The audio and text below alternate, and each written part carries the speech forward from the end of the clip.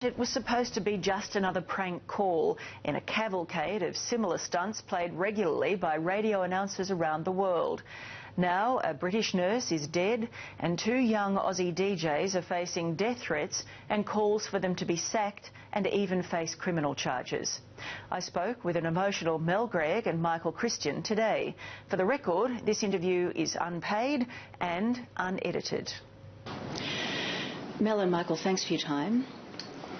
I'd like to ask you at the outset, you're under enormous pressure at the moment. I'd like to know that you're absolutely sure you're up to doing this. Yeah. You're okay? Mel, are you okay? Yeah. All right. If it gets too much, let me know and we'll take a break. I think we should go back to when the prank call was first made. Whose idea was it? It was just, the team sitting down before the show, just, had the idea for just a simple, harmless phone call that, when we thought about making a call, it was going to go for 30 seconds. There was just, we were going to be hung up on, and that was it, as innocent as that. We thought 100 people before us would have tried it. We just thought it was such a silly idea, and the accents were terrible. Not for a second did we expect to even speak to Kate, let alone have a conversation with anyone at the hospital. We wanted to be hung up on. And the intentions, I suppose, we never expected to even get to Kate. It wasn't even about, can we speak to her? It was just, let's just call and, we'll be hung up on, and that was it. That'd be it. So when it became clear, when you were put on hold and it would appear that the call was going to be put through, did you have any second thoughts at that time? Did you think, wait a minute, this has gone a bit further than we expected? I still expected them to put us through to some kind of complaints area that she would have realised from that point, and we were going to be transferred and be told off and hung up on. Didn't expect to get through to anyone at any stage. And I don't think that anyone could have expected or foreseen what was going to happen after all. So it was completely innocent, and we just assumed that we'd be cut off at every single point, and that'd be it. At that point, when the second nurse was giving you quite a lot of detailed personal information about the Duchess, did you think maybe we need to stop it here? We didn't think, and I don't think anyone would have thought that it would have had the outcome, the tragic outcome. The set of circumstances could never be predicted by anyone, I don't think. And at every single point it was innocent on our behalf, and it was just something that was fun and lighthearted, and a tragic turn of events that I don't think anyone could have ever have predicted or expected.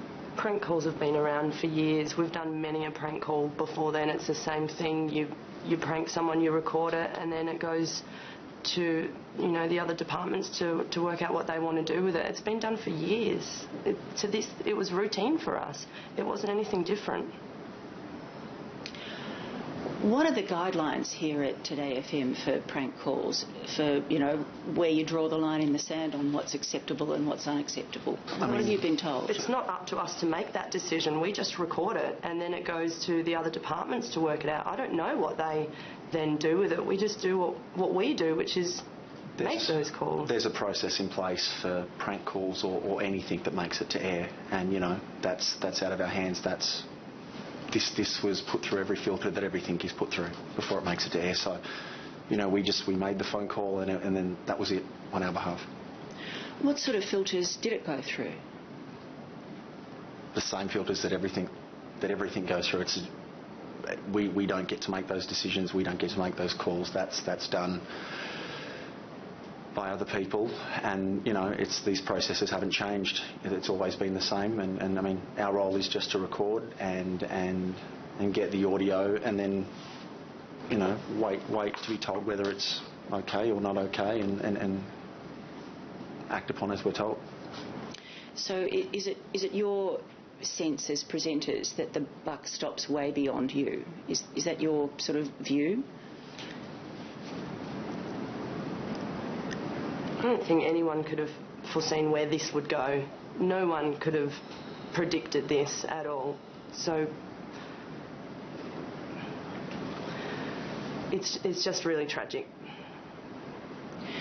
How did you hear about Jacinta Saldana's death?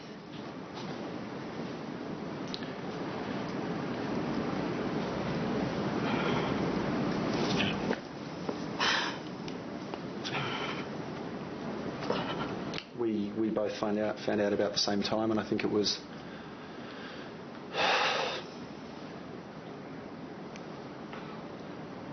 it's the worst phone call I've ever had in my life. It was early Saturday morning. Well, when we were told. Who called you? How were you told?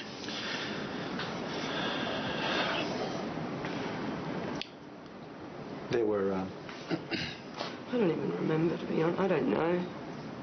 There were a group of people, and they all told us about it, and, you know, were there for us, most importantly, and you know, first and foremost, were there to make sure that we were okay, and, you know, and I'm still trying to make sense of it all. You know, it's still...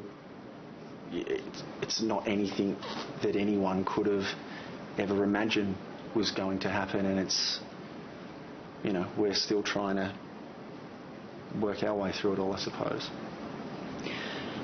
What was your immediate reaction?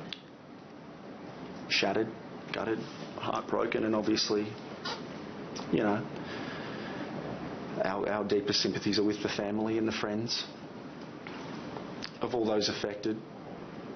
And, you know, obviously, Mel and myself are incredibly sorry for the situation and what's happened. And, you know, we hope that they're doing okay and they're getting the love and support that they deserve and need right now. But, I mean, personally, I'm...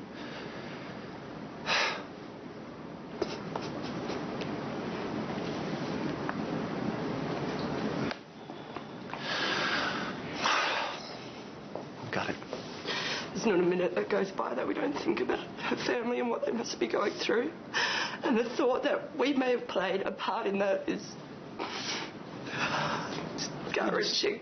You know, prank calls are made every day on every radio station in every country around the world, and they have been for a long time, and no one could have imagined this to happen. And, you know, we just hope that her family and friends are as good as they can be, and they're getting the love and support that they deserve.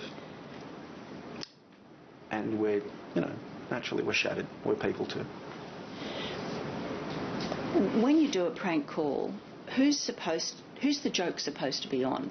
Is it supposed to be on you, or is it supposed to be on the people you call? The joke 100% was on us. The idea was never, let's call up and get through to Kate, or let's speak to a nurse. The joke was, our accents are horrible, they don't sound anything like who they're intended to be, and the joke... The entertainment value wasn't us. It was meant to be in our silly accents. That's where it was meant to end. It was just meant to be us being silly, getting hung up on. And I mean, you know, the phone call itself, there was no malice on our behalf.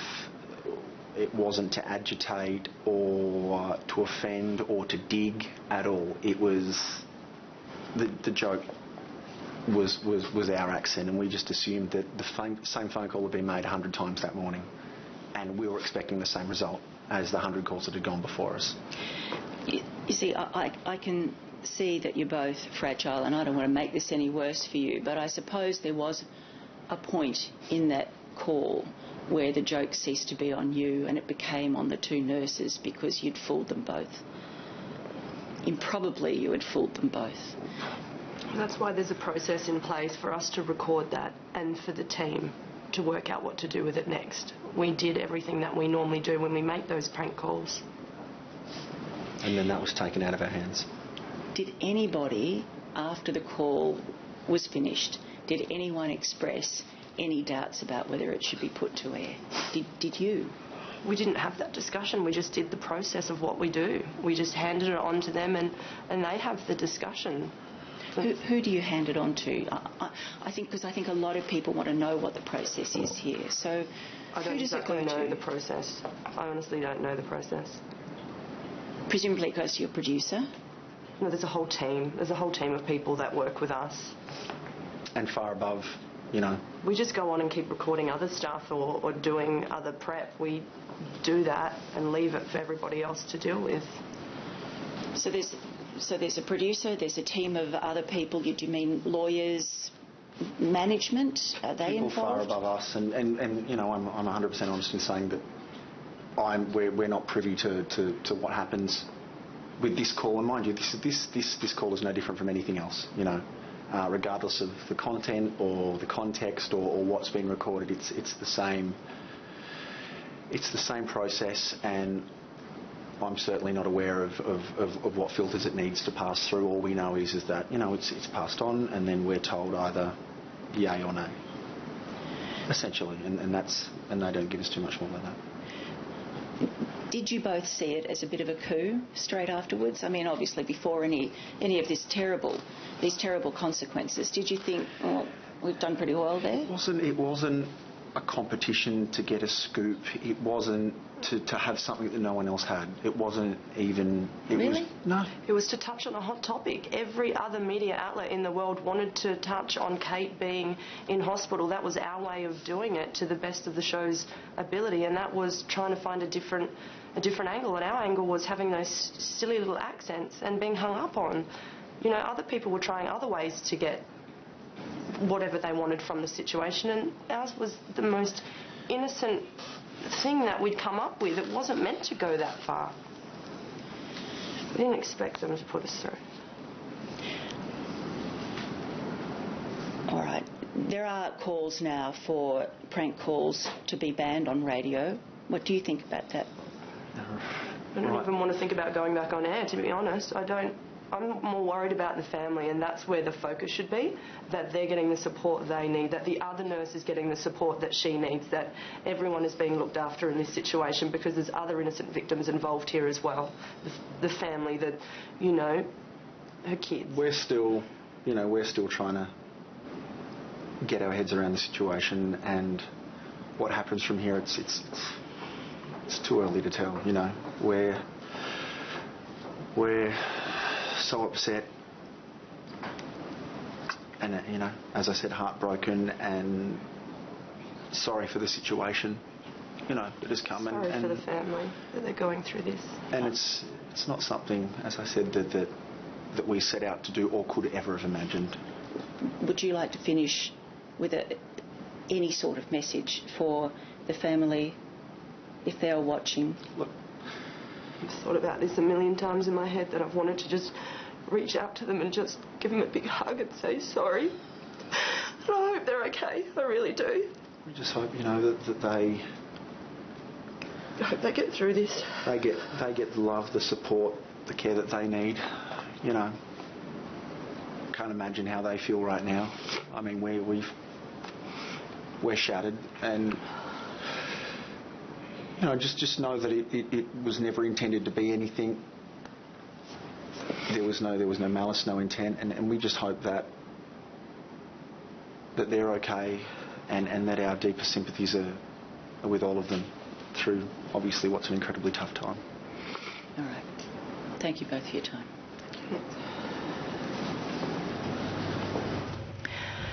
And Southern Cross Austereo announced a short time ago that prank calls had been suspended right across the company. And if you or someone you know may be at risk of suicide, please contact Lifeline. The number is right there on your screen.